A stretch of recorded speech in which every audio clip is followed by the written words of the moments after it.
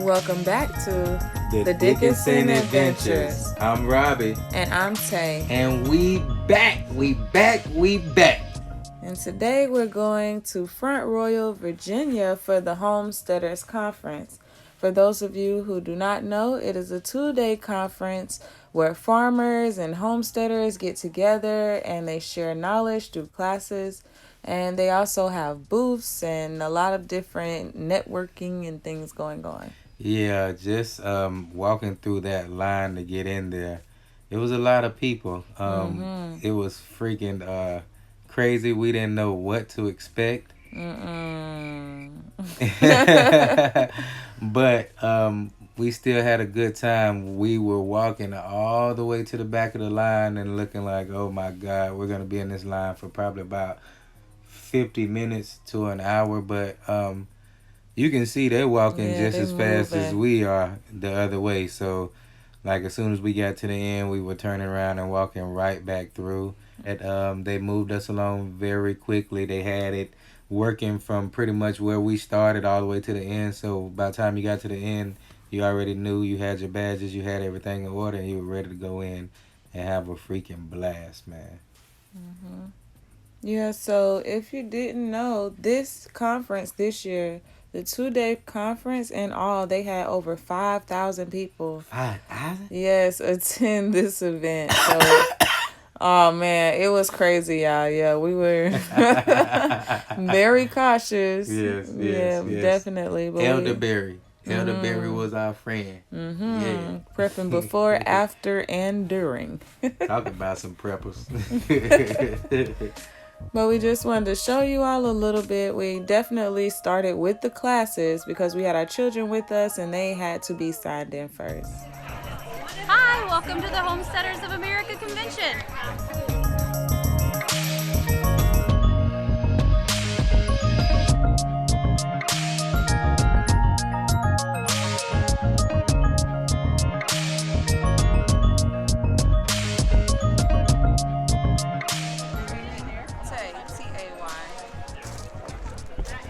Last name? Dickinson. After we dropped our kids off to the class with Pork Rind, we had to find a class for ourselves. Pork Rind. Yeah, he was cool. But we have some rabbits on the property, so we decided to go to the Raising Rabbits class. Yeah, you guys. But it was a lot of classes out there that was really good. So we'll tell you a little bit about them later.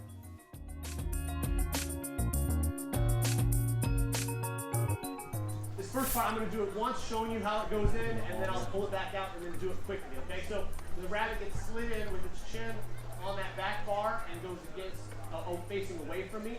And then what I'm going to do is I'm just going to lean back and give it a tug. And that's just going to use my body weight and gravity to separate the head from the spinal column, okay? But the head stays on, just so you know. The head doesn't get fly. I just want to clarify that. All right, everybody ready? Okay, all right. Our classes ended at the same time, so we picked up the kids and checked out some of the vendors. I was in La La Land.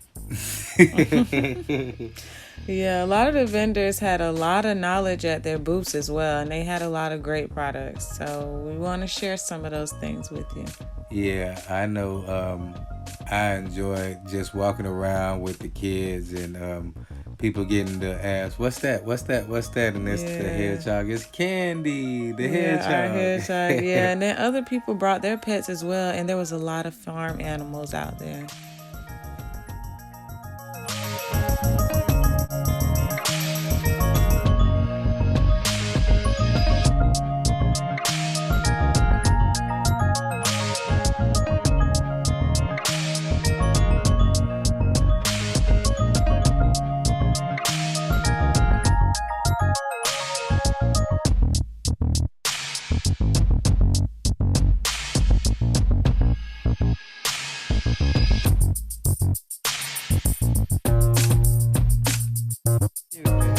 Do their hooves have to be trimmed?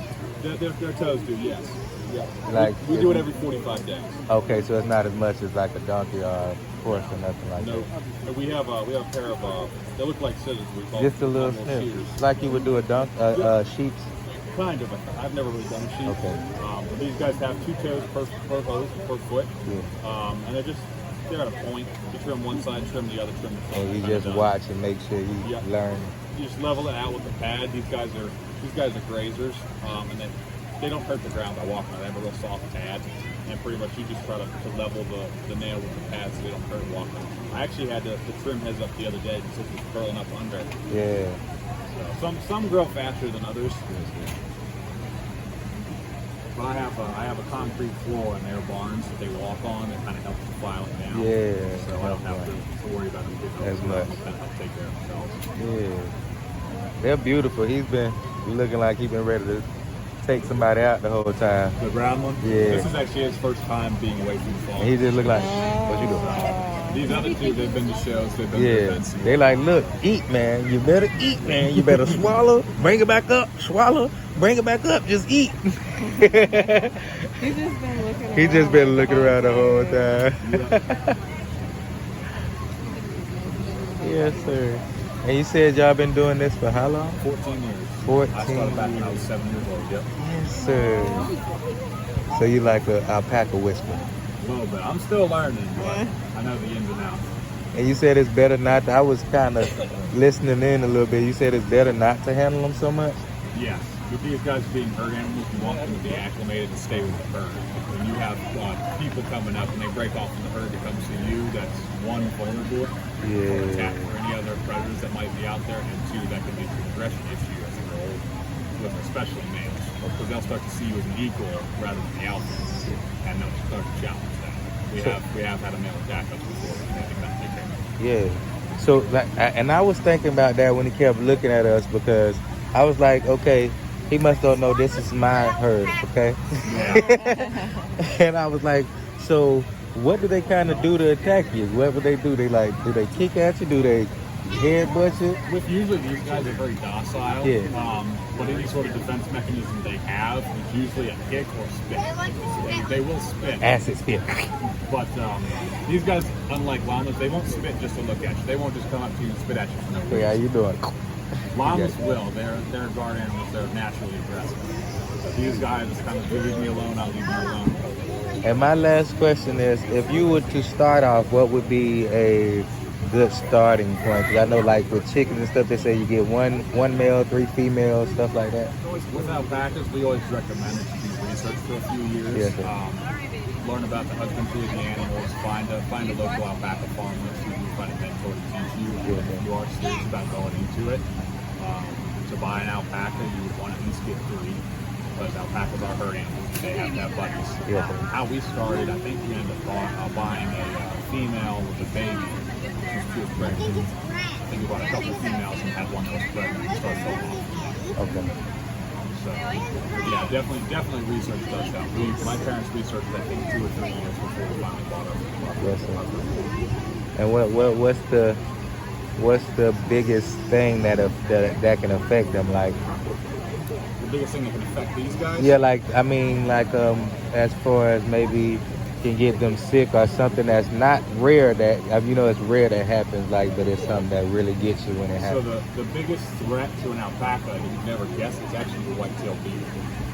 They carry a disease called the ninja worm. Oh. And so when they drop in the field, the alpacas eat around set dropping, they can contract that, and that'll kill an alpaca in 60 days. That's why we do general maintenance every 45 days. We give them a dewormer to help fight those. Okay. So that's usually the biggest threat. We do have coyotes and fox that are a nuisance, but we have guard dogs to help take care of that. Yeah. The biggest thing we really worry about is the deer. Yeah. So Do they get along with donkeys, or that's not a good? I'm not quite sure. I haven't heard of anybody using a donkey in with Around it, alpacas. yeah. All I do know is parasite-wise, you have to keep alpacas away from any other anything. sort of animal, Yes. like donkeys, sheep, Anything. goats, Gotcha. Thank you. Thank you for the information. Of course, feel free to check out our store. Yes, sir. Have a great weekend, guys.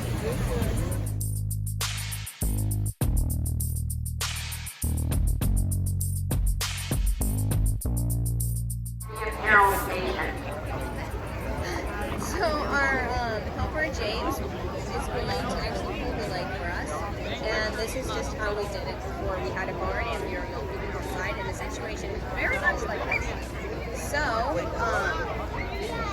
after we clean the udder, we're going to use a strip cup, which doesn't have to be anything fancy.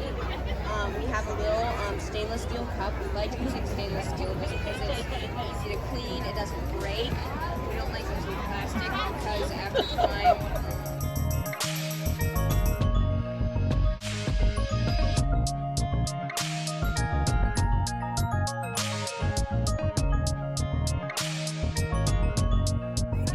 you're going to find curated content monthly on homesteading, seed procurement, prepping, communications, all the alternatives, fuels, information, education. We have a censorship tab where all the global news that's been censored will be populated weekly in there. And then we have a list of all the censored documentaries as well. On top of that, we have a membership library, a membership press where members can blog uncensored, free speech, interact with each other, and we have a lot of authors coming in who've been deplatformed from other places, bringing their content to ours. So we believe information and truth is an inherent right as a human, so we made it super affordable. It's $1.99 a month or $22 a year, and that paywall makes us a private members association, makes it harder for them to take us down. Yeah, so we'd love to have you.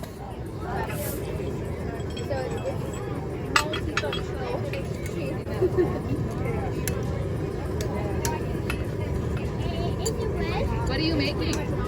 They're called troll crosses, so it's gonna be a little necklace, kind of like that, and then they go. There's one hanging up on the other side there.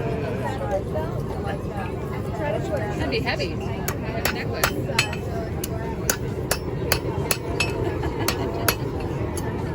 So that one is finished.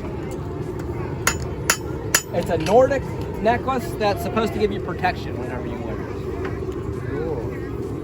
Purefire Tactical fire starters. I put a 3200 degree, 30,000 strike ferro rod on it. I give you a piece of the fat lighter. Make you a good pile of shavings. If I'm really building a fire, I make a pile about like that. And it just takes one spark. Starting to get windy. The thing that separates our product from all the rest of them is how soft the magnesium is. That's because it's so pure. You can scrape off minimum twice as much with less effort as any of them out there on the market, or I'll refund your money if you cannot. This is my closest competitor right here. Looks the same, but you can't tell by looking at it. Proof's in the scraping. Not just that one, it's all of them. Yeah, you putting a lot more elbow than you did in the yard. Yeah, I scrape pretty hard.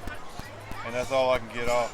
So that's why all these people that's been on these survival shows, like Dual Survival, Alone, and Take It In Afraid, they're all using them and endorsing them. And that's just a few of them. This will simulate rain. When the water hits 4,000 degrees, and that'll happen instantly because it burns at 5,600, the magnesium, the water gets back into the gaseous state and the hydrogen gas burns, and it makes a 6,000 degree fireball right there. So put a good tinder bundle on it before you light it. Don't get up in it like this. Stay back about 4 inches here to here. Shoot the spark and pull back. If you push in, you get about 3/4 of the way and your finger hates it real bad for about 2 weeks. Self-correcting moment. This burns at so hot it's 3,400 degrees hotter than lava, 5,600 degrees. Lava doesn't burn white hot.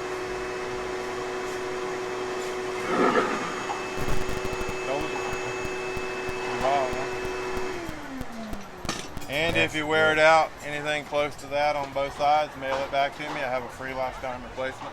Send you a new one free. And this one has everything in the handle. Survival model. They're both 45 and pretty light. Want to see how light they are?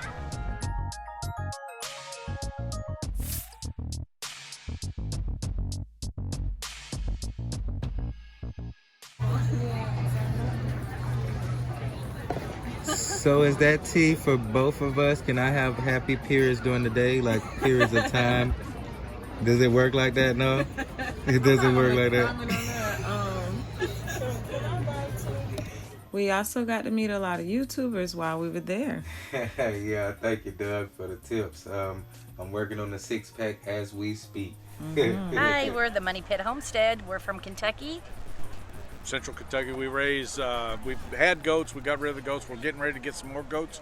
We raise meat chickens, egg laying chickens. We got about 50 to 60 out in the field right now on pasture of egg layers, and last year we put up over almost 200 meat birds. We got cows, we raise cows strictly on grass, pasture, rotational grazing, and we got sheep right now on rotational grazing and stuff. And I'd like to get into rabbit and quail probably this spring. Probably get into quail before we get into rabbit, but you know, they quail are a little easier to take care of than the rabbits. You know, they're a little bit more proficient on egg laying and raising their own and all that. So, and they're delicious. You know, depending on what you want to say about that, but they're good to eat.